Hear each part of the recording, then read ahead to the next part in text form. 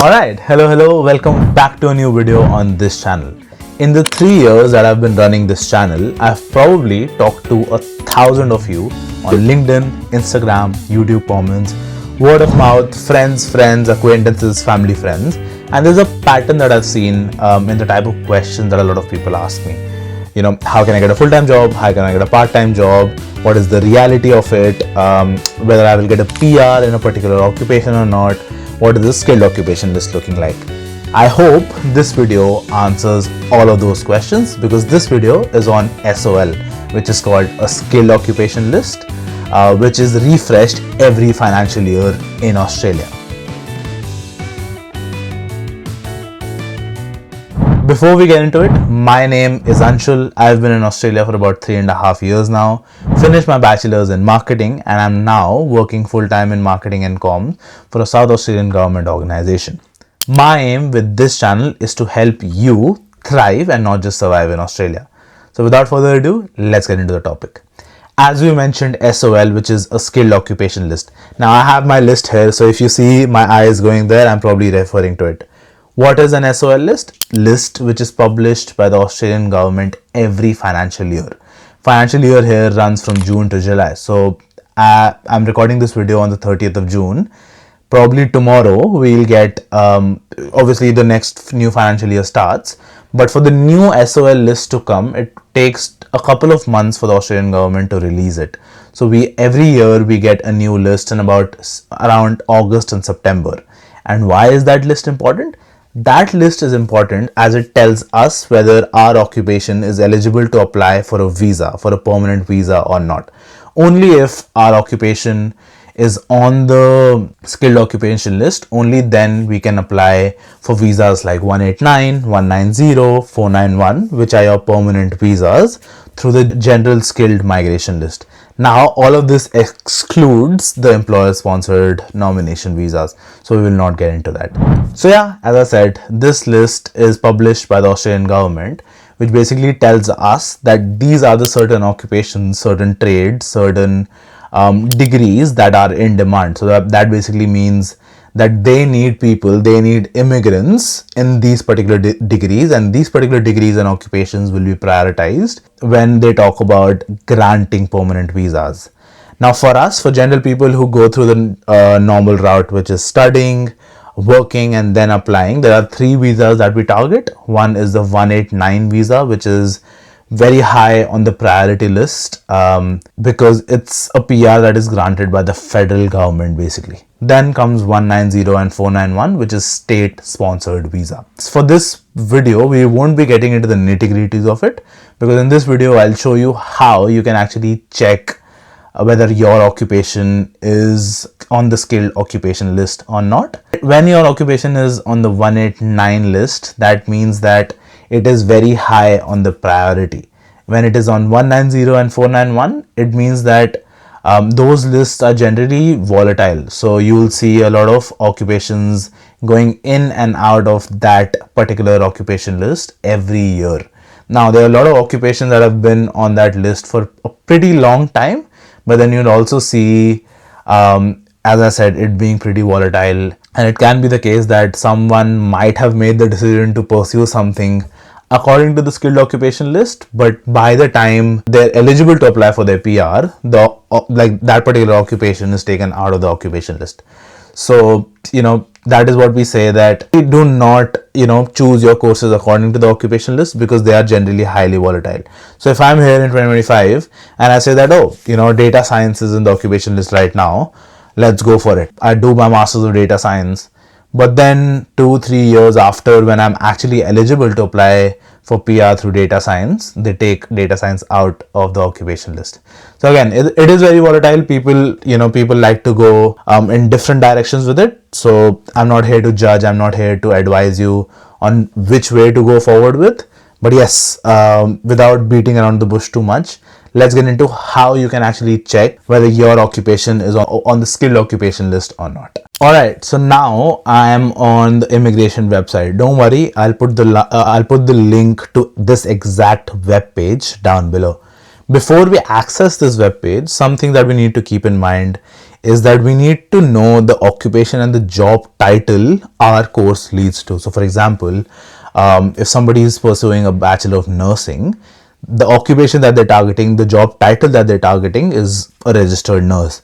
For me, I pursued marketing with the job title, the designation, the occupation that I am personally targeting is a marketing specialist.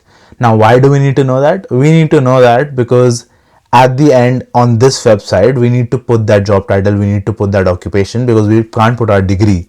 It won't correlate the job title to our degree. We need to know the job title that we're targeting. How do you actually know that?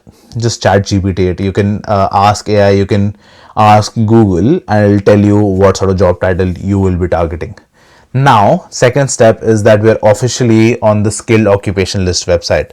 As I said, there's 190, which is the skilled independent visa, 189, the skilled independent visa, 190, the skilled nominated visa, which is generally state sponsored, and then 491 as well, which is a skilled work regional provisional visa.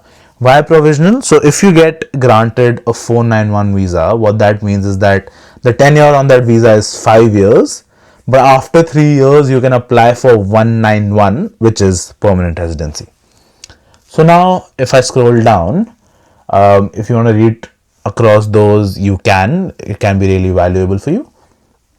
But the main thing that we're going to come on to is this one. So let's say if I'm looking for myself, right? I am here in 2025.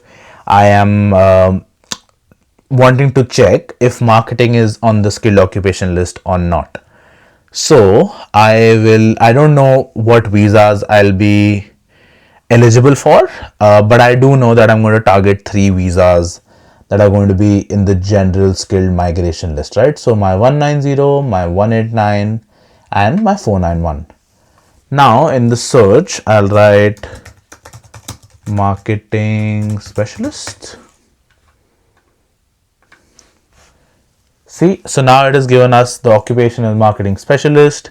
It has given the ANZESCO codes as well. And also it has given us the visas that this occupation is on the skilled occupation list for. So it is on 190, at 407, like it doesn't really help us, and it's on 491 as well. So as I said, it's not on 189.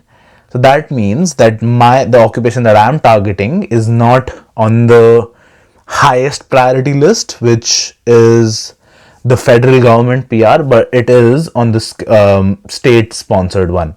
So now that I've digested this information, I'll go on different states' website and see which state has marketing in their list, because each state also comes out with their own list as well. So this is government, like Australian government, and then there's different states. So South Australia government will have its own, Victoria government will have its own, New South Wales government will have its own. So that's the first step, where you check where your occupation is and what visas is your occupation eligible for. A skilled occupation list is your occupation under.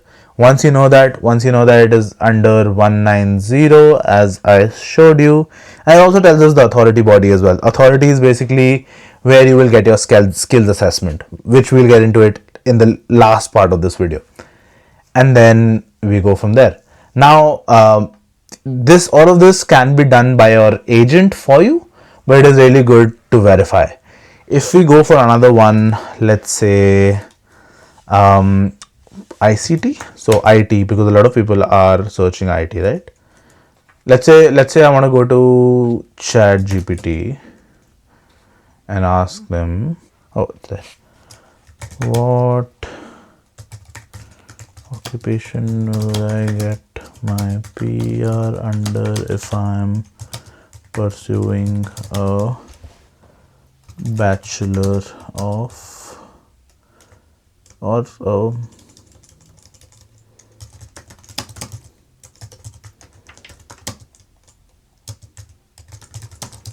in Australia.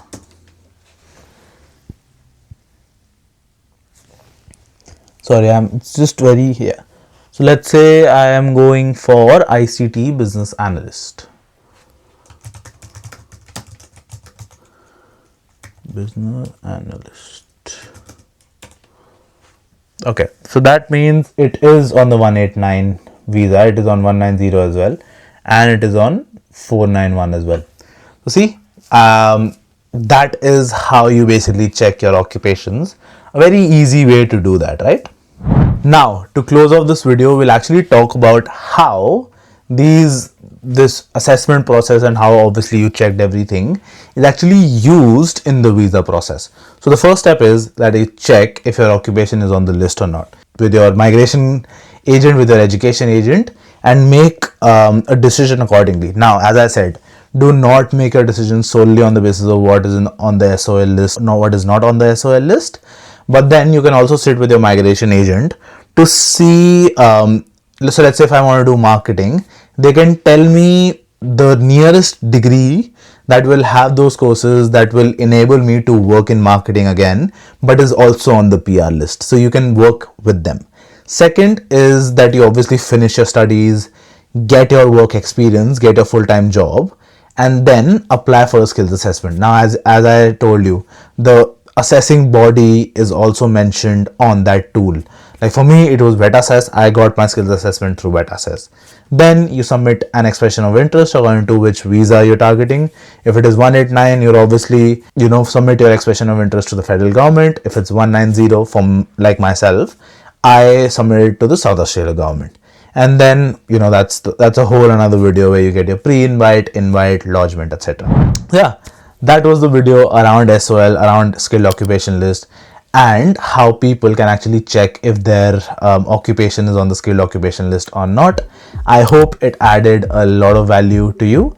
If you have any questions, feel free to reach anywhere, LinkedIn, YouTube, comments, Instagram, anywhere. I'll be more than happy to get back to you. Well, with that done, I'll see you in the next one.